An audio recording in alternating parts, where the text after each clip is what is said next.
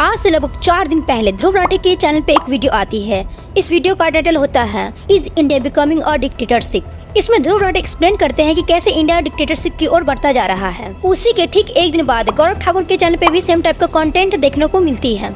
भले ही वीडियो का टाइटल अलग होता है, बट जो चीजें बताई जाती है, जो चीजें एक्सप्लेन की जाती है, लगभग सेम ही अंतर होती है। पर दोनों वीडियो में जमीन आसमान का फर्क होता है। जहां ध्रुव राठी बीजेपी को डिक्टेटरशिप मानते हैं, गौरव ठाकुर अपने वीडियो में बीजेपी को डिफेंड करते नजर आते हैं। पर सवाल तो ये है, आखिर हम किसे सच माने? बीजेपी डिक्टेटरशिप की ओर बढ़ता जा रहा है या पॉलिटिक्स का एक हिस्सा है? तो आइए इस वीडियो में जानते हैं इन दोनों यूट्यूबरों में से आखिर कौन सही है। अगर आप इन दोनों यूट्यूबर्स की वीडियो को देख लिया है तो अच्छी बात है, और नहीं भी देखा है तो इस वीडियो में आप जान जाओगे कि ये दोनों यूट्यूबर्स आखिर क्या समझाना चाहते हैं। तो दोनों ही वीडियो में बात की जा रही है डिक्टेटरशिप की, जहां ध्रुव राठी बताते हैं कि कैसे बीजेपी डिक्टेटरशिप की शुरुआत कर रही है। जहां गौरव ठाकुर ये एक्सप्लेन करने की कोशिश करते हैं ये एक्चुअल में कोई डिक्टेटरशिप नहीं है, बल्कि जब कांग्रेस की सरकार थी तब वे भी कुछ ऐसे ही कर रहे थे जैसे कि बीजेपी में करती है, और जो भी सत्ताधारी होते हैं वो एक्चुअल में ऐसा ही करते आई है। वो एक्सप्लेन देते हुए बताते हैं कि कैसे इंदिरा गांधी ने एक दिन में 9 राज्यों में केंद्र शासित लागू कर दी थी।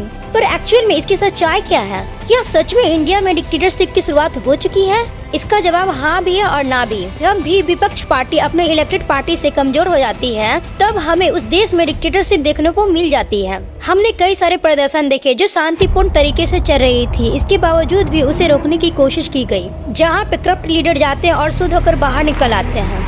तो इसमें कोई इनकार करने वाली बात नहीं है कि बीजेपी एक वॉशिंग मशीन का काम कर रही है। वहीं आप अगर उन दोनों वीडियो को देखे होंगे तो ध्रुव राठी इसे बिल्कुल ही बेकार बताते हैं। वहीं गौरव ठाकुर इसे डिफेंड करने की कोशिश करते हैं। वे बताते हैं कि कैसे लोकप्रिय नेता को लेकर बीजेपी जल्दी से डेवलप करने की कोशिश कर रहा है। और वे वीडियो में ये भी एक्सप्लेन करते हैं कि अगर नया नेता हो तो नेता बनना इतना आसान जर्नी नहीं है, इसमें बहुत सारे सालों का टाइम लगता है। ऐसा नहीं हुआ कि कोई उठकर आया और तुरंत ही नेता बन गया। तो अगर आप बीजेपी को देखते हैं तो ऐसे बहुत सारे नेता हैं जो कांग्रेस के बहुत बड़े स्तर पे थे, उसे अपने पार्टी में मिलाया और उसके अगेंस्ट जो भी कार्रवाई चल रही थी उसे क्लोज करवा दिया। तो इसमें कोई संदेह नहीं है कि बीजेपी ने ऐसा क्या किया। सत्ता ऐसी ही चीज है, अगर जिसमें पावर हो तो वही सत्ताधारी अपने आप को पावरफुल मानते हैं, और ऐसे में लाजमी है जो भी पार्टी शासन में रहता है उसे बहुत ज्यादा पावर मिलता है। जो भी विपक्ष पार्टी के मेजर नेता थे वे जानते थे कि कांग्रेस कितना ज्यादा कमजोर हो चुका है, और अगर उन्हें पावर चाहिए तो उन्हें बीजेपी से हाथ मिलाना ही पड़ेगा। यहाँ पे सवाल उठती है हाउस पुलिंग की, जिसमें बताया जाता है कि कैसे बीजेपी पैसों का लालच दे रही है। अगर नेता पैसों से नहीं मान रही है तो उसे अलग अलग कार्रवाई करके अलग अलग केसों में फंसाया जा रहा है, और इसके बाद वो अपने में मिलाने की कोशिश कर रही है।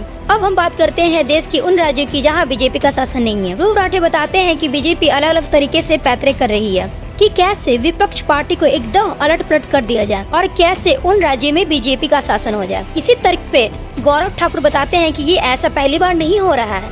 इसमें मैं कहना चाहूंगी सरकार किसी की भी हो, जो गलत है वो गलत है। मैं यहाँ ध्रुव राठी के पक्ष में हूँ, आप किसके पक्ष में? कमेंट्स करें। Thank you, bye bye.